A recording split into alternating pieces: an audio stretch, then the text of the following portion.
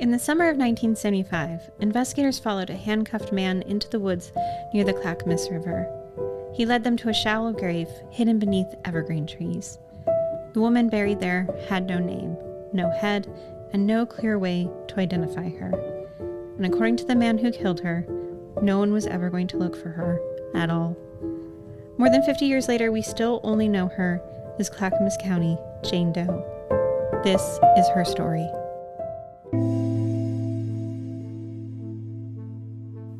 Hi, I'm Vanessa.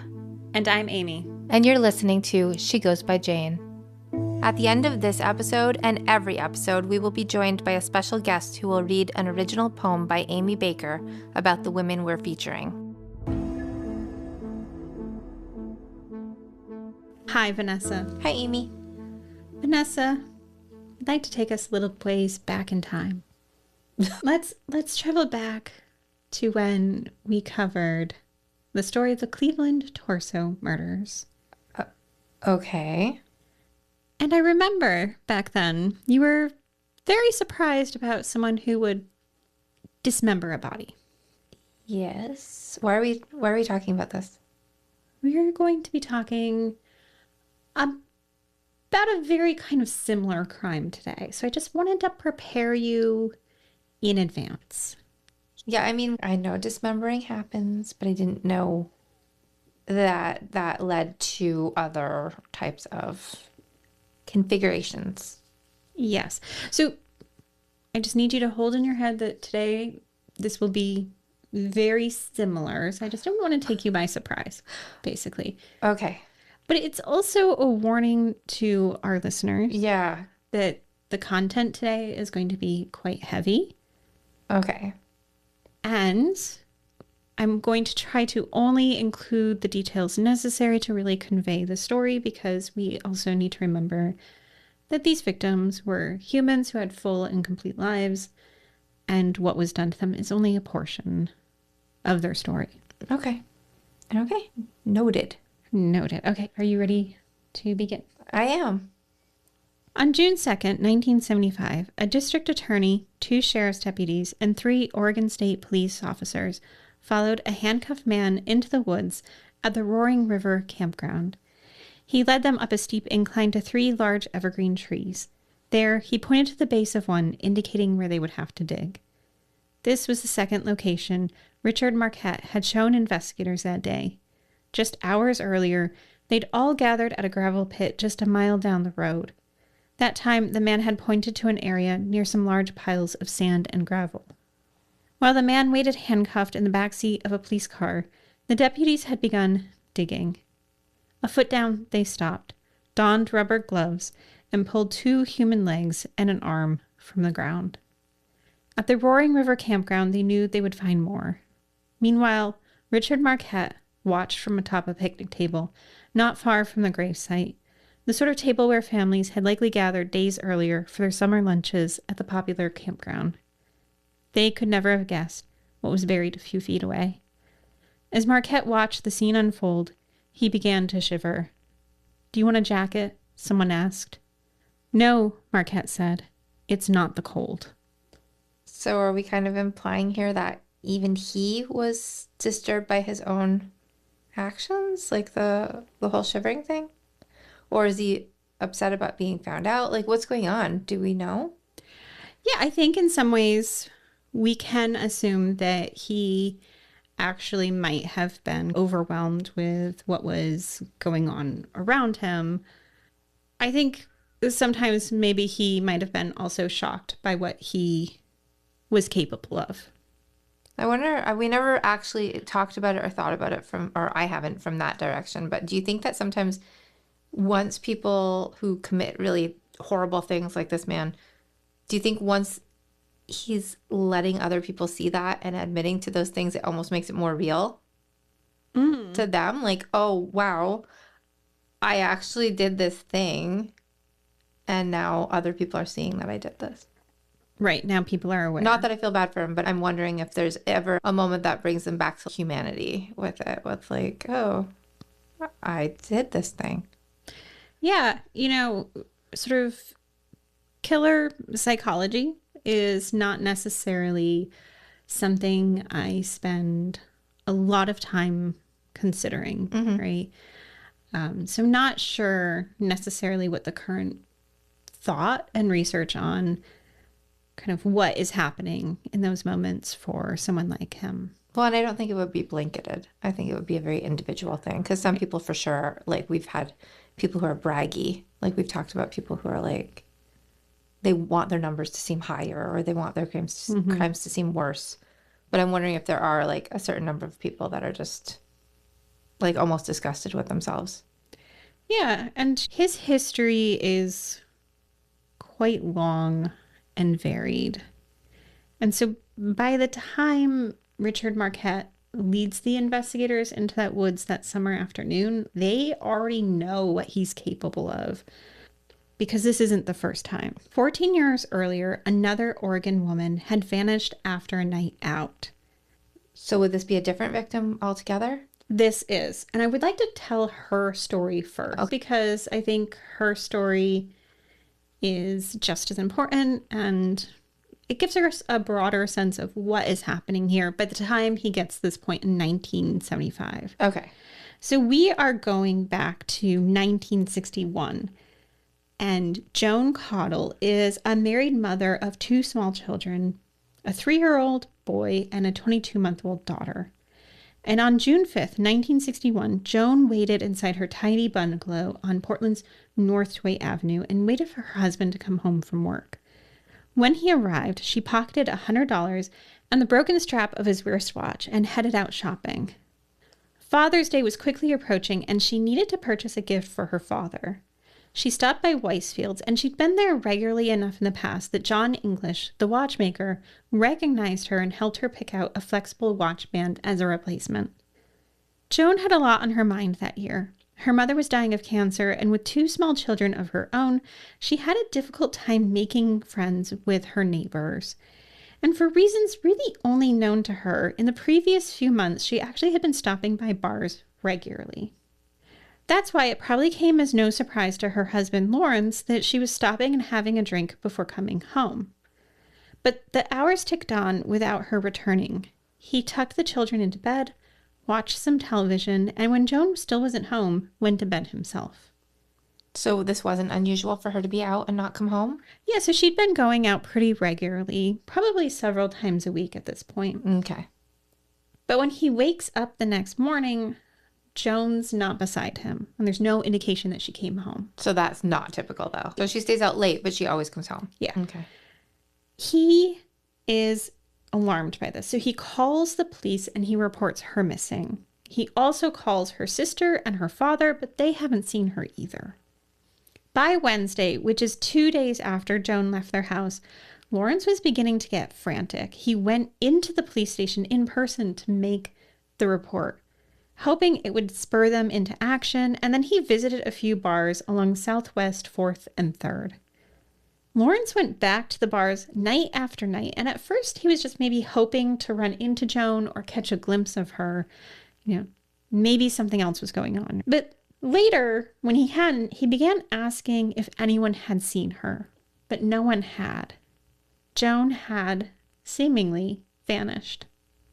On June 8th, Egla Lily let her dog out into her fenced yard, and when she tried to call it back in, it wouldn't come. It was playing with something. Frustrated, she went out to see what it was and discovered a package wrapped in newspaper. From it, a severed foot rolled out. Nail polish still adorned its toenails. I can't imagine finding that in my yard. Yeah, just picture your normal home backyard. You've just done something that you do probably several times a day, letting your dog out. Like, how could you expect this? Right. So, of course, she's horrified, and Mrs. Lilly calls the police, and they soon descend on her Southeast Portland home. And once there, they made another gruesome discovery. There was actually another foot and a section of an arm in her yard. Fanning out across the neighborhood, they began to search for more remains. And next door to Mrs. Lilly, they found a newspaper-wrapped package that was placed inside a brown grocery bag. Inside was a hand. I guess I'm not really understanding what's happening here. Why? Why are these parts everywhere? Did they get scattered by an animal? So these seem to have been placed there because they're wrapped up kind of like packages. So it wasn't like the dog found it, the whole thing, and then brought them different places. No. It's a really like horrifying way to dispose of a body. Mm-hmm. But also, I bet this neighborhood was never the same again. Yeah, I purposefully didn't include what street this is on, but Right. like I took a little Google look around, and it's just I wonder that do the people who live there now know? They might still talk about it. I mean, this is kind of a horrible, Mm-hmm. like, there are horrible things that happen, and then there are notably unusual types of horrible. And this Right. is that. Yeah. Now, because of the level of how shockingly gruesome this is, right? These discoveries actually soon hit the newspaper, and the police are compelled to make a statement. They said that they had determined that it was a woman, and they did say that a 24-year-old and a girl who was 16 had been reported missing in the previous week, but they didn't believe that either of the missing were this victim. Now, Joan was the 24-year-old that they were referring to, and they didn't think this was Joan. Because when they had compared her foot size to the size of the severed feet found in Mrs. Lily's yard, they determined they were not a match. So they compared the foot size, and they're like, no, it's not her. Yeah. Now, more than a week later, they're going to change their mind because a re-examination of the foot size made them realize that the measurements had just been wrong in the first place. That this body then could actually be Joan Caudle. Now, they are in possession of a hand, and from that they take fingerprints. And they compare this to the fingerprints from Joan's house that they took from her bottle of black hair dye and a mirror. And they are a match. So Joan Caudle is no longer missing. She's been murdered. Calls begin pouring in. People are afraid that a brutal murder had taken place in their city. And one of those calls came from a man who worked at an auto wrecker's shop. He said that his work colleague had been acting strangely and hadn't been into work since the discovery in the Lily yard. With few leads to go on, police had decided to go check on a small cinder block residence on Southeast 27th Avenue. It's wedged behind two other residences and only accessible by a narrow alleyway.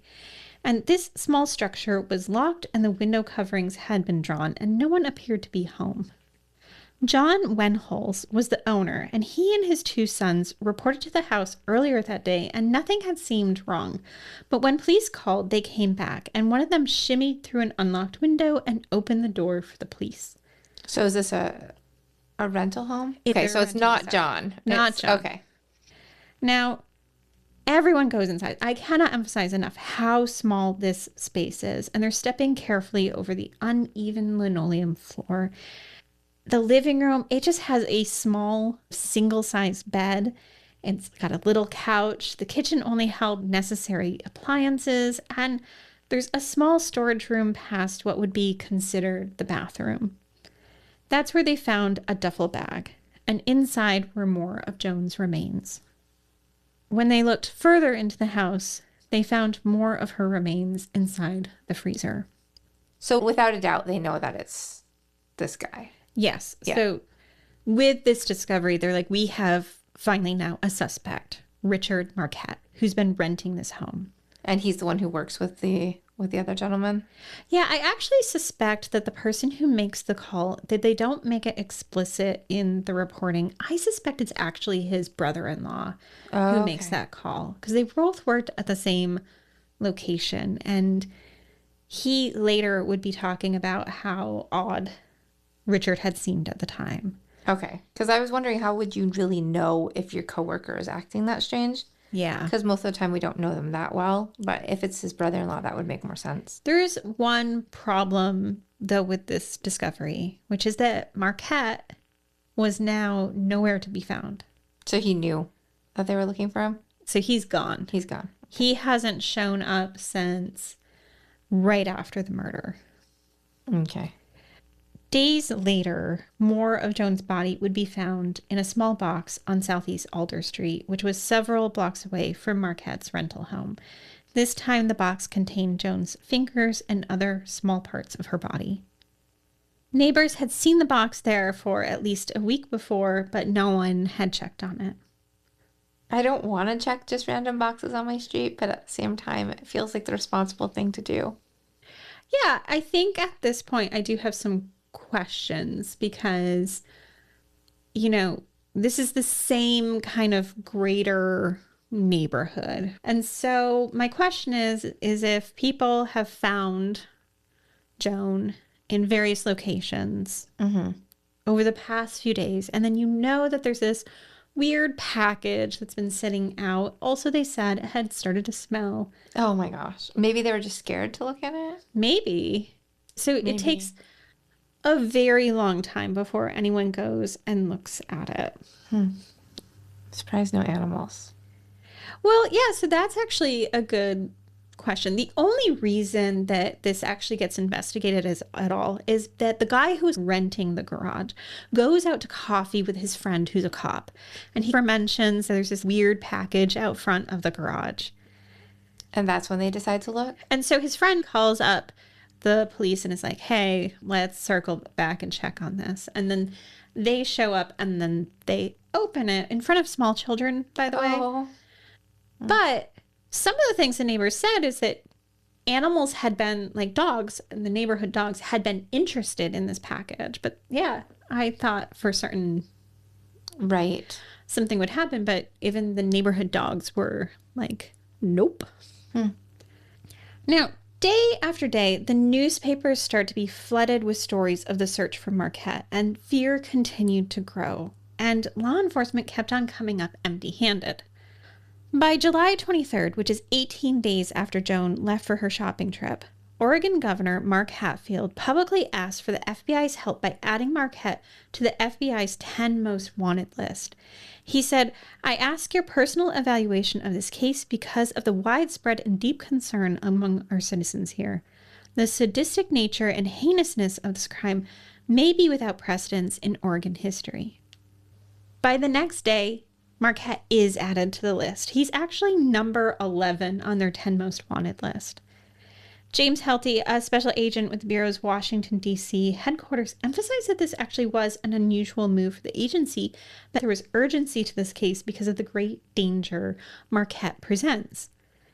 A few days later in Santa Maria, California, a manager at a credit office was opening the mail when he came across the wanted flyer from the FBI.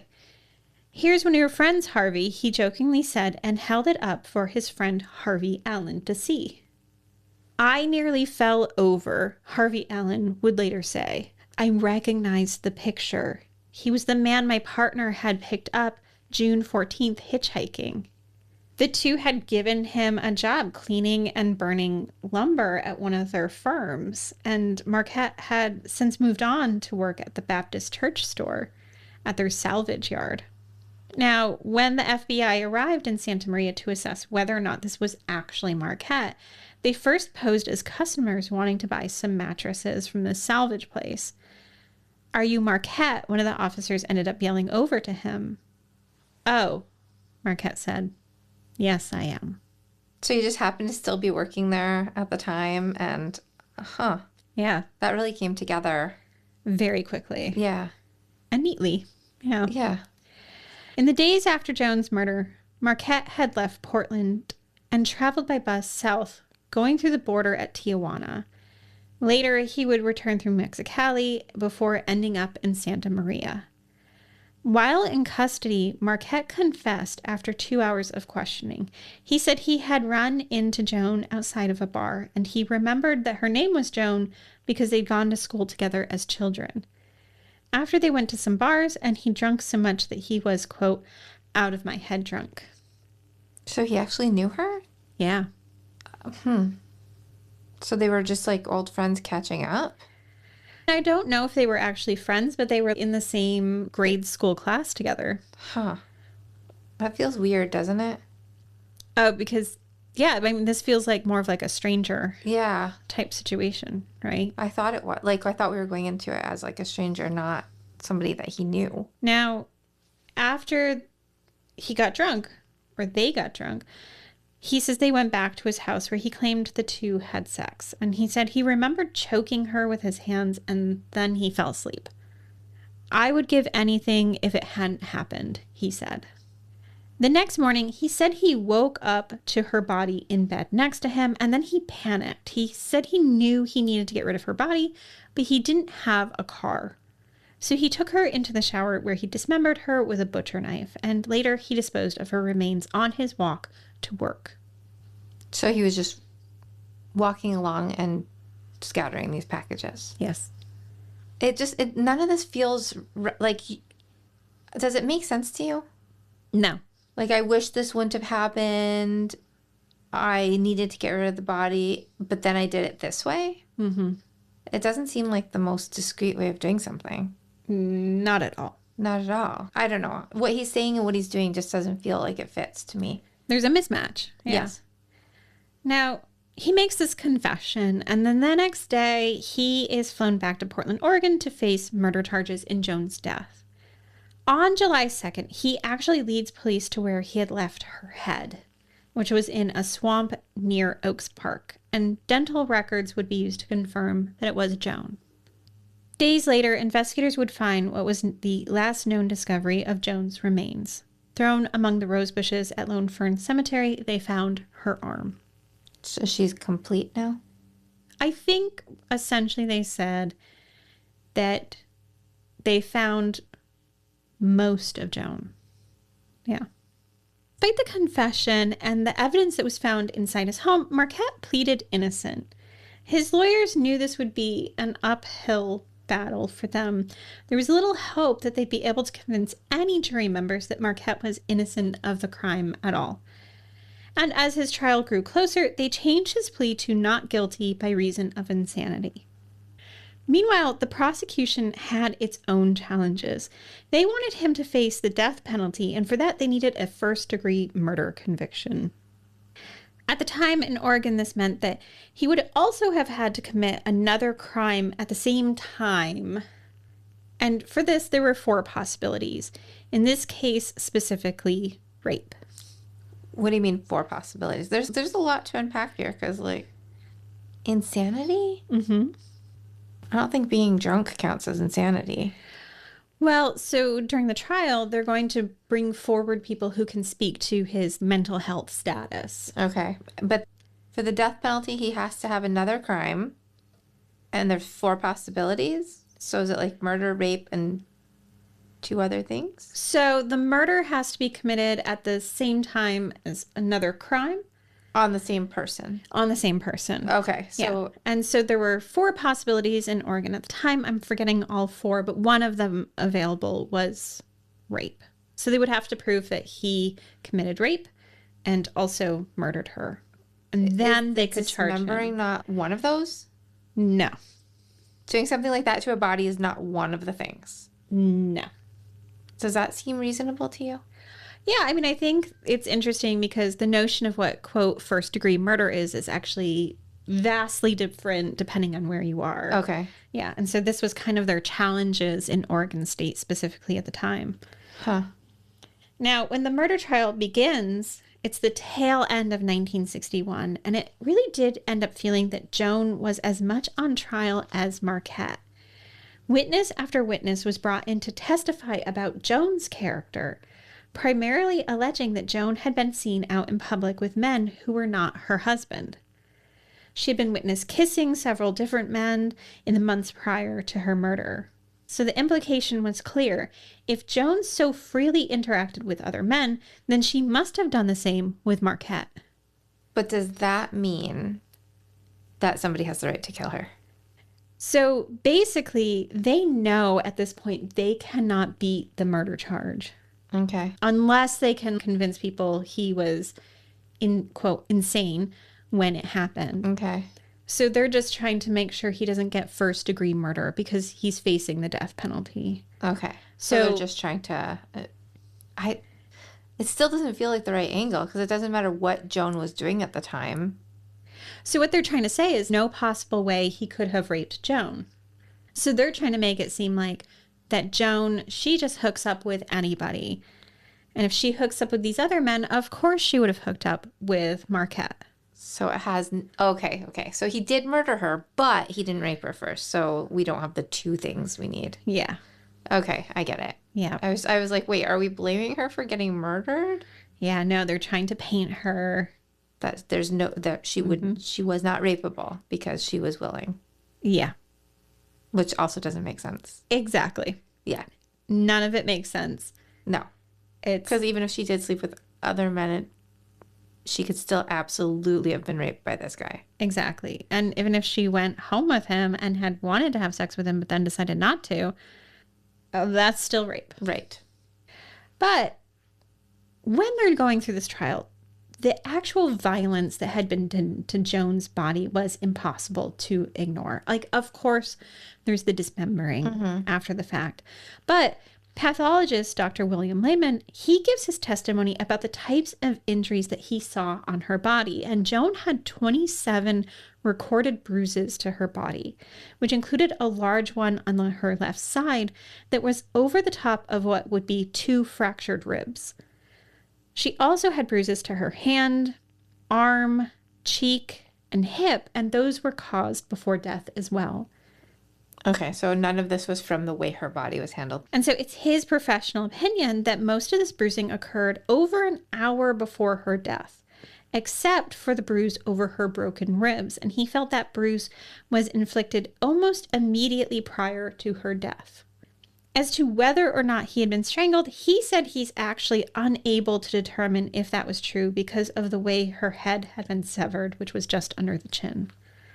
But it's very clear here in what he's presenting that Joan had been beaten physically before we get to the part where he kills her. Right, he said at least an hour. On December 7th, Marquette took the stand in his own defense. He said the night that they went out, he had actually a couple of beers after work with a friend, and then on his way home had some more. That night, his intentions were to go see a movie at the Circle Theater, and he had a beer at a tavern along the way. He then caught a cab to the Grand Oasis Tavern next to the movie theater, which is where he saw Joan. She recognized him and called him by name. Marquette said he didn't recognize her at first and that they'd last seen each other 13 or 14 years before when they were still children.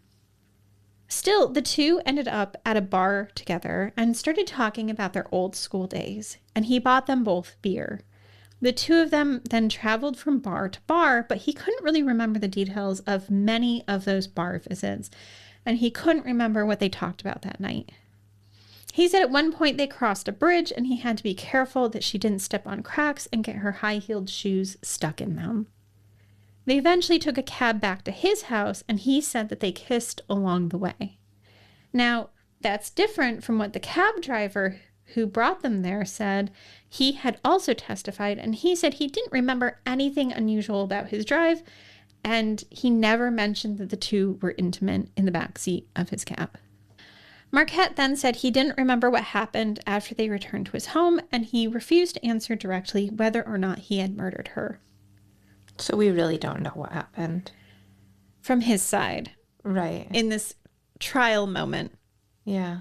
But we do know earlier he said that he had strangled her. So we know that part, but we don't know, like, how that meeting went, because it was a little different from the cab driver to him. Yeah.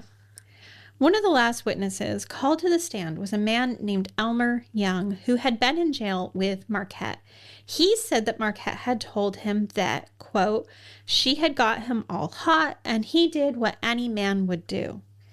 He didn't say he raped her, but he said after it was over, he remembered they had been scuffling, or words to that effect. He said he remembered choking her, and he said after it was over, she was like a dead log, and he was scared. Okay. Well, yeah, the choking seems undeniable, but whether or not they were, it's that area where we're like, is it rape or not? We don't know that part. This is what, essentially the defense is banking on, to give as much doubt as possible as to what happened between him and Joan once they go back to his place. The closing arguments were given on the afternoon of December 12th, which was Marquette's 27th birthday. Deputy District Attorney Julian Herndon spoke for 17 minutes and displayed some of Joan's clothing as he did. He said, "We cannot say her conduct was proper in accompanying him." And then he added, "Her penalty should not have been having her head cut off." Then it was Marquette's defense attorney, George Van Humison's turn. He argued, "Joan Caudle is dead. This boy killed her, but every killing is not first-degree murder." So we're not denying that he killed her, but we're still trying to get past the first-degree murder thing, right? Yes. And this is the only thing they can really do because the evidence for everything else is pretty clear. Right. He argued specifically that Marquette had not had sex with Joan, but Marquette would like people to believe that he did, and that if Marquette did beat her, it was only to silence her so that she wouldn't disturb the neighbors. There's so much wrong with that. It gets worse. He then presents what he calls his 5 possibilities as to what he believed could have happened that night in Marquette's home. And many of those 5 possibilities attempted to blame Joan for what happened. One alleging that she could have possibly have made fun of him sexually. Okay. Or that she insulted him. Or that she declined to have sex with him after, quote, leading him on. But this guy just said that they didn't have sex. He said he didn't think that Marquette did have sex with her. But then he's saying she might have made fun of him about sex. Like, about his body. About his body. Okay. We'll be back in a moment.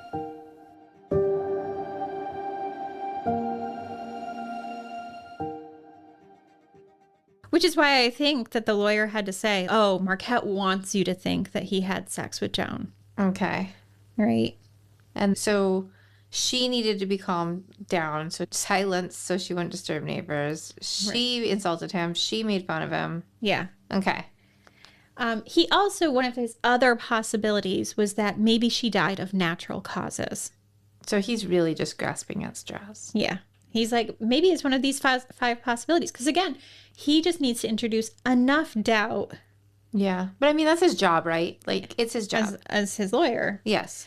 Now, the jury, they deliberate for several days, and they found him guilty of first-degree murder, but they did decline to push forward or recommend the death penalty. "Thank God," Marquette said in response. And when Marquette was sentenced, the judge said that it was, quote, "the order of this court that you are confined for the remainder of your lifetime." But that's not what happened. How does that not happen? What happens next is that other people lose their life. Okay, so you believe that Joan is the only person that he's killed at this point? And then these next...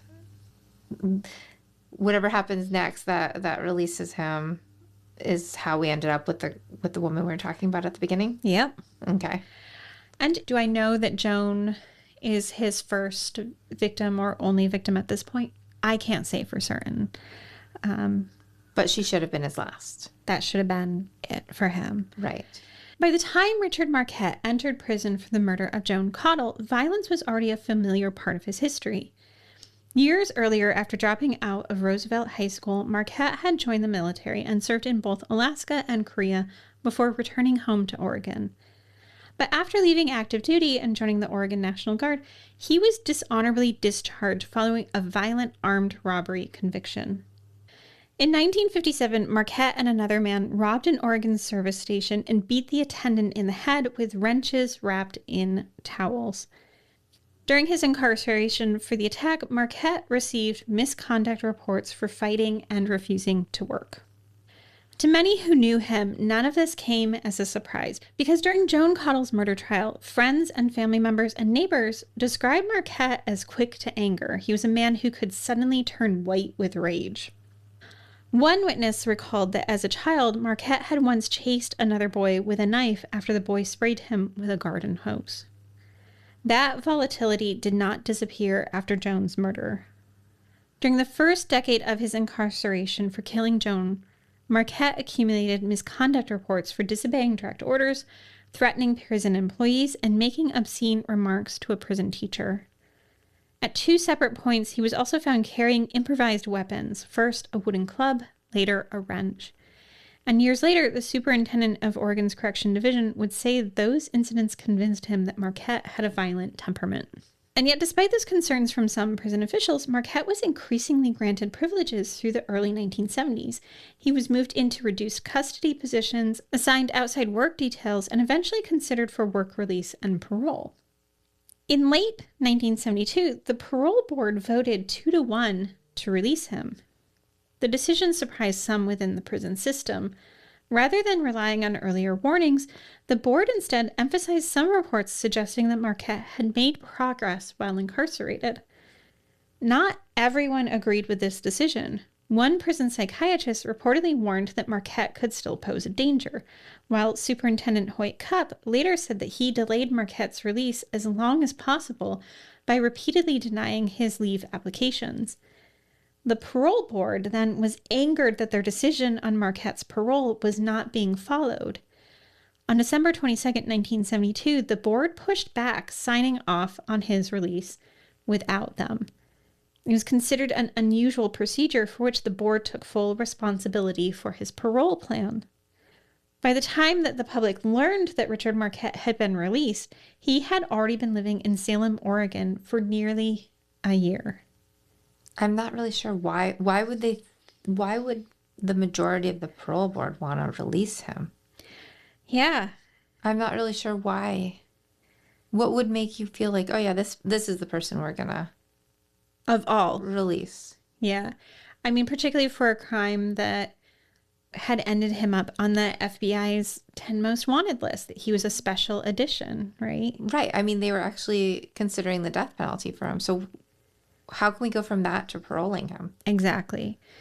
And I don't know the answer to that, but I do know at the time that the parole board had made kind of several other high-profile decisions about leaving or letting someone have parole where other people were like, whoa, now what is happening here? Okay, so there's something going on.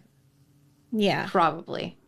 Yeah, I mean, it seems unusual to me that out of all of the prisoners who you can possibly consider parole for, why Marquette? Right. So it feels like an unusual choice. Like this wouldn't normally have happened. Yeah. And, they relied on their own psychiatrist to provide like, oh, he's doing good, rather than taking the opinion of the other psychiatrist who had spent some time with him and offered his opinion on whether or not Marquette posed a threat. Mm-hmm. And what is actually interesting that's happening at this time is also kind of a reframe of what Joan Caudle's murder was. So instead of being seen as a pattern of escalating violence, her case starts being treated as an isolated tragedy. So maybe to get into some of mindset of what was happening at this point, one veteran reporter who had covered Joan's murder years earlier later claimed he believed Marquette had likely killed her accidentally during an argument and only dismembered her body afterward out of panic. I don't feel like what he did is out of panic. I don't feel like there's no kind of panic in the world that would make you make a tiny box of smaller parts. Right. Like, not to be, gross about it, but like, that's not a normal thing. That happens out of panic. So, which is what he's saying. Like, oh, he accidentally killed her or something happened. And then this was the way for him to deal with it. And this reporter, he had actually flown from California to Portland, and he sat next to Marquette on the plane. And he said, we had a good conversation. He wasn't even handcuffed. Like, he didn't really seem like a threat to this reporter. And so I don't think he could imagine that this was a more targeted attack. This was not like, oh, something accidentally happened and I had to dispose of her body. But they weren't alone, and he wasn't a woman. Exactly. It's... Yeah, because implicit also in narratives like this was also the suggestion that somehow Joan had somehow borne some responsibility for what happened to her, that she somehow had placed herself at risk by having intimate relationships outside her marriage. So you're like, oh, this is a isolated incident. This is a one-time thing. It's only because he encountered Joan. Joan presented this opportunity to him. Exactly. It rests on Joan. And because Joan Caudle's murder is just being treated as this aberration instead of a warning, he only serves just 11 years of his life sentence. So he's back out now. He is. And the public doesn't even know about it for a full year. Now, he moved to Salem, Oregon, and he was not the only new person in the area at the time. In early 1975, Betty Wilson had moved across the country to live with her sister in Scioto, Oregon, which is about 30 minutes from Salem. Betty had always lived a hard life, and she was one of 18 siblings. And she had started to have her own family when she was just 17 years old. And over the course of the next 20 years, she gave birth to 6 girls and 1 boy with several common-law husbands. By the 1970s, she was living with a man named Paul Wilson in an old bus at the edge of the city dump near Fayetteville, North Carolina. Wilson was abusive. He frequently beat Betty and would sometimes lock her on the bus, or he would handcuff her to a bedpost on the bus. Betty's sister Nancy said that once her sister had been beaten so badly that she couldn't open her eyes for 5 days because they were so swollen. Just before Betty left him, Wilson attacked her with a butcher knife, and this time he was actually charged with attempted murder. That was the last straw for Betty. It was likely she thought she would not survive her marriage to Wilson, so she begged her sister to take her with her to Oregon. In Oregon, Betty began her life anew. She rarely left home except on the night of April 18th, 1975, when she was set to accompany her niece and her niece's boyfriend out to celebrate her niece's 20th birthday. They drove into the Salem area where they intended to go to the Pepper Tree Supper Club. When they got to the door, though, Betty's niece was denied entry. The young couple encouraged Betty to go celebrate without them, and they said that they would return around 11 p.m. to pick her up. The Pepper Tree was packed that night with as many as 250 patrons crowding the space. Betty spent the evening sharing a table with 2 other women, and when the Ladies' Choice dance was announced, she picked a tall stranger as her companion. The 2 spent the evening talking and dancing, and by the time Betty's niece arrived to pick her up, Betty wasn't ready to go home. She said that they would meet up later. Betty would never make that meeting. The next day, parts of her body were found by a fisherman near Browns Island Sanitary Landfill southwest of Salem and a slough on the Willamette River. Her body had been dropped off a small wooden bridge into the shallow water below.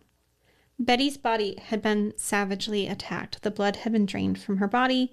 Her arms, head, and breasts had been severed from her body, and her sexual organs had been removed. Though her ex was initially considered a suspect, he still lived in North Carolina. Suspicion soon turned to one man, Richard Marquette. With his history of violence, the ex-con had one other glaring clue working against him. He lived in a trailer park just 300 yards from the Pepper Tree. And it's exactly what he did to Joan. Yeah. So it seems like they wouldn't have any doubt that it's him. Yeah, so this is... That poor ex, though, getting blamed for this, caliber of crime. Well, on the other hand, he did go after his wife with a butcher knife. It's true. So... It's true. Yeah. Yes. She did live through that experience, but probably barely. Now, police, they move in quickly, of course, and the search of his small one-room turquoise and white trailer yielded many clues as to what happened to Betty. Before they even entered the home, they found their first piece of evidence. On the walkway into the home, investigators found one of Betty's fingernails. Inside the trailer was covered in blood splatter, along with bits of human flesh and a portion of her necklace. More evidence was found behind the trailer where the sewer system had failed to have been hooked up properly and had emptied some of its contents onto the ground. In this case, it was more of her remains. Marquette was quickly charged with her murder. Initially, he pleaded not guilty. But by Friday, May 30th, he changed his mind and switched his plea to a guilty one. He simply told the judge, "I did strangle this woman to death." Later, it was revealed that he spoke to investigators about what happened to Betty Wilson that night. Though part of Marquette's parole had been a directive that he not drink alcohol, he frequently drank beer at the Pepper Tree. That's where he met Betty. The two had talked and danced until around midnight when he took her back to his mobile home, and within a few hours he strangled her. He then took her into his bathroom where he dismembered her with a fishing knife, and then he pulled out her fingernails with a pair of pliers. The next day, he loaded his body into his pickup truck and took her remains towards the Browns Island sanitary landfill, and it was close to its destination that he decided to leave her body in the water, and so he dropped her body off the bridge. It was here that the angler found her remains later that day.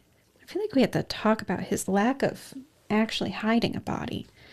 And while lawmakers were gearing up to use Marquette's early parole as evidence of the failures within the penitentiary system, law enforcement was likely breathing a sigh of relief that Betty's murder was resolved far quicker than Joan's was. But Marquette had one final confession. Before we get to his other confession, this guy really... The first time he said he panicked when he did what he did to Joan. Yes. But he does the same exact thing again. Yeah. So it's not panic. And this time he's going one step further with the fingernail thing. Mm-hmm. It seems like he's just putting everything out there. Like almost he wants people to find this. Yeah. So I'm going to separate those thoughts briefly. So in the first, everyone got to have this experience of somehow blaming Joan or kind of saying this is a one-off situation. Mm-hmm. But by the time this incident happens with Betty, you can no longer say that. And did anyone go back and apologize for the statements that they made about Joan's murder or how they represented her in her life, right? Probably not. No, absolutely not. So with Joan, they're like, oh yeah, she goes to bars, she goes home with men. This is what's happening. Betty, on the other side, is this traumatized woman who hasn't really gone out. Yeah. One of the things that I kind of left out of her story is they do actually paint her as promiscuous. Okay. So, in her abusive situation with her husband, they played off the whole thing like, one of the reasons he abused her is because she was unfaithful. Okay. And the last time he went after her with a butcher knife, it was because she was having sex with 3 people at the same time. Okay. So they still kind of... Yeah. They did the same thing to Betty that they did to Joan. Yes. Then when you're kind of looking at the bigger picture here, he has brutally attacked these 2 women. Mm-hmm. And again, never is there a time in later years that they go back and say, look, we were so wrong with how we painted these women. And then when we go to talk about, he said previously that he did what he did to Joan specifically because he didn't have a car. Right. And he needed a way to dispose of her body. But then when he does the same thing to Betty, no, sir, this is... A pattern. Right. Yeah. We're doing what we want to do, not what we think we have to do. Exactly. Yes. And again, there's no going back and being like, whoa, we were way wrong about that. Mm-hmm. Now, he makes this confession, and this is the information he's able to convey. But basically, in the spring of 1974, which was 1 year before Betty Wilson was murdered, Richard Marquette had been out at a bar called Decent Dudley's in northeast of Salem. This bar is popular, or it was popular amongst locals and kind of more itinerant labor that was coming in and out of Salem, like those who worked at the local cannery or the onion pickers who were working the fields near the city. As a plumber's assistant, which is what he did at the time, Marquette fit in with the clientele. Now, his parole, again, had specifically stated that he was not allowed to drink, but Marquette never paid that rule any mind.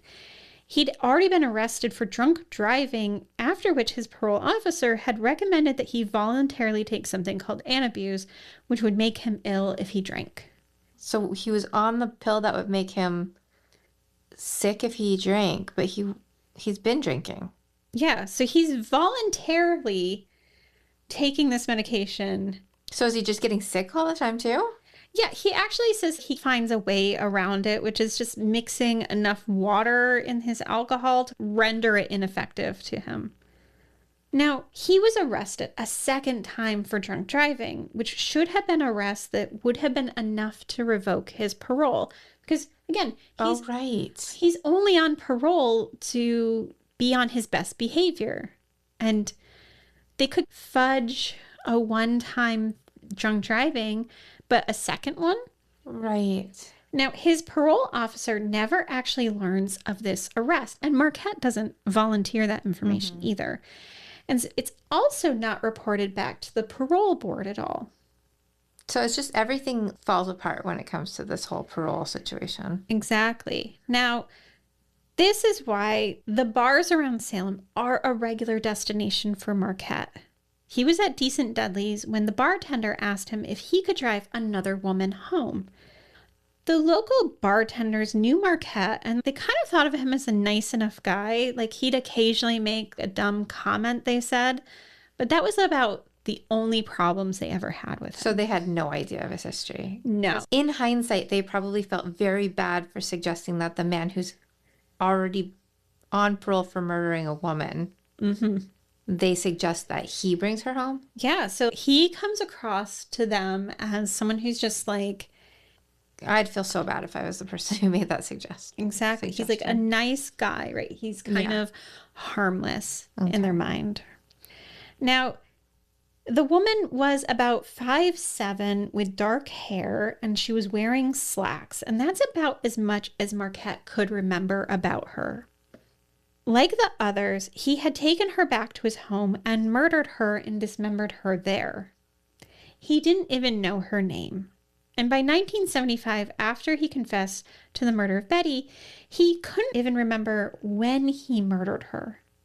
Just that it was early spring and that it was raining in the early morning when he buried her remains in 2 locations. And you said this is only about a year before he killed Betty? Yeah. Okay. So he is out of prison in what? So in 1973, he's out. He's living in Salem. Okay. 1974, he kills this woman. A year later, he kills Betty. So it wasn't, it was almost right away. Yeah. Like this all happened so quickly. Now, days after he makes his confession to killing Betty, he then leads investigators to those locations where he says he's buried this woman. They were able to recover her arms and legs at the gravel storage yard, and at the Roaring River campground, they recovered her torso. He claimed that her head had been buried in the same location, not far from where they found her arms and legs, which would be, I guess, the gravel place, right? Yeah. And he said he buried her head facing the river between 2 rocks, but investigators spent days digging only to come up empty-handed. It's strange that he buried her, because the other one was just scattered in the neighborhood, and then Betty was put in the river, and he buried her. Yeah, it seems vastly different from the other 2. Right. Now, they do try to get Marquette to provide more information, but every time they do, he kind of clams up. Sheriff Heenan said it's hard to get him to talk. He basically stops talking if you ask too many questions. And then you have to quit and talk about his hobbies or something. What hobbies were we talking about? This man is obsessed with fishing. So they had to take breaks to talk about fishing. Because he gets overwhelmed if they ask him other questions. Yes. In fact, remember back during Joan's case, he led them to the location he had left her head. And as they were out there heading in that direction, he kept on talking about different fishing locations that he'd fished in the area that he'd left her head. Okay. So he's like really preoccupied with fishing. Mm-hmm. And I guess it's good that, I mean, that the sheriff figured this out enough to get more information from him. But at the same time, imagine having to be talking to somebody about something so serious and then having to once in a while just start talking about something completely unrelated. I mean, you do what you have to do to get the information, but at the same time, that's got to be annoying. I cannot imagine the amount of frustration and being like, we have this serious issue. Women are dead and you killed them and you want to have a conversation with me about fishing. Now, the sheriff also says, and this goes back to how he's perceived by the bartenders and stuff.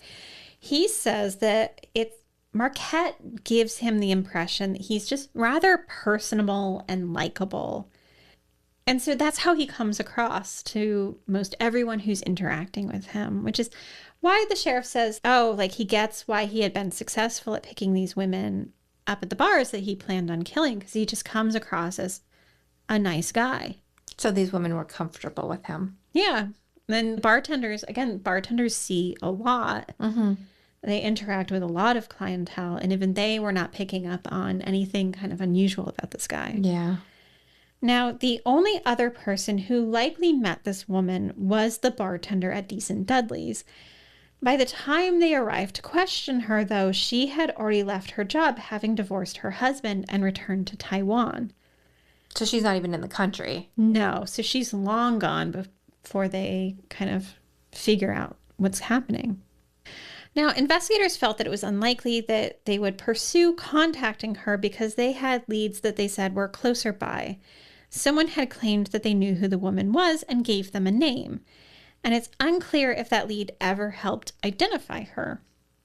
And while some of her body had been recovered, it had not been enough for the current technology available to them at the time. Dr. Roy Patton, the Salem pathologist who had done the autopsy on her body, thought she might be somewhere between 30 and 40 years old, but he didn't feel that identification of her was close. He said, I can't find out much more just shuffling through these bones. I need the head and the teeth for positive identification. Investigators were never successful in locating that. In addition, Marquette had removed her fingers, making fingerprint identification also impossible. And so the woman buried there became known only by the place where she was found, Clackamas County Jane Doe. Is she still unidentified? Yeah, so that's actually normally not a question that I have in a story that we're sharing, because we talk about missing and unidentified women. Right. But just because it's been so long, I didn't know. Like, maybe they've solved it, right? Yeah. Now, it's been over 50 years since her body was discovered in the woods on the Clackamas River, right? Mm-hmm. And I am not fully certain where this case rests now. We know that today Richard Marquette remains in prison. He's one of the oldest incarcerated people in Oregon. He's in his 90s. Okay. And he spends his days sorting recycling and reportedly says very little about the murders at all. Now, what happened to Clackamas County Jane Doe's case after that summer remains unclear to me, though Anne Rule, true crime writer extraordinaire, later referenced her as one of Marquette's victims. Today, she does not appear in the NamUs database.